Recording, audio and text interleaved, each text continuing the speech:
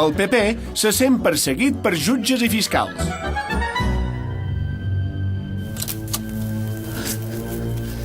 Mos assetgen a totes hores. Han de tancar les portes i finestres a cans i gatos. Serà a cal i canto.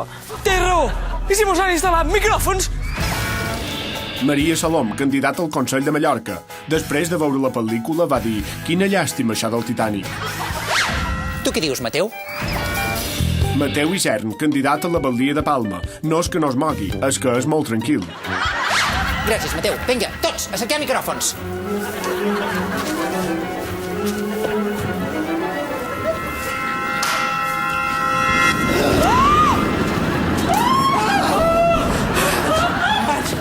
No sigueu cagates, que això està desvent.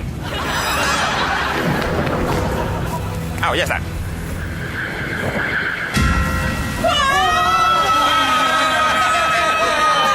Ho veus? No estem tots sols. A mi això me dóna molt mal rotllo. Seguro que és cosa de Jaume Font.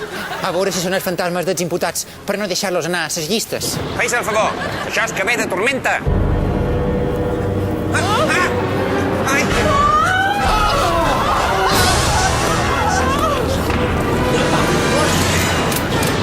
Ho veus? Això són els 16 jutges d'un jutjat. O pitjor, són periodistes.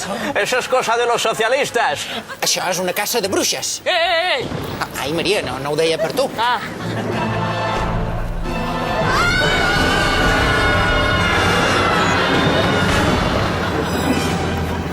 Només hi ha una manera de que va amb això. Delgado, ves a abrir la puerta. Ah, no, a mí no me mueve ni el séptimo de caballería. Que vaya, María. sí, clar, que vagi en Mateu. Ja hi vaig jo.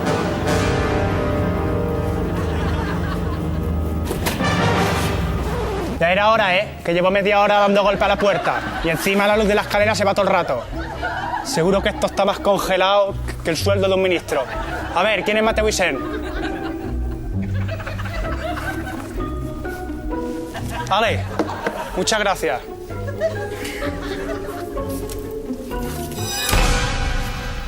No és per res, però... Us heu donat compte que aquest tio se n'ha anat sense tornar a canvi?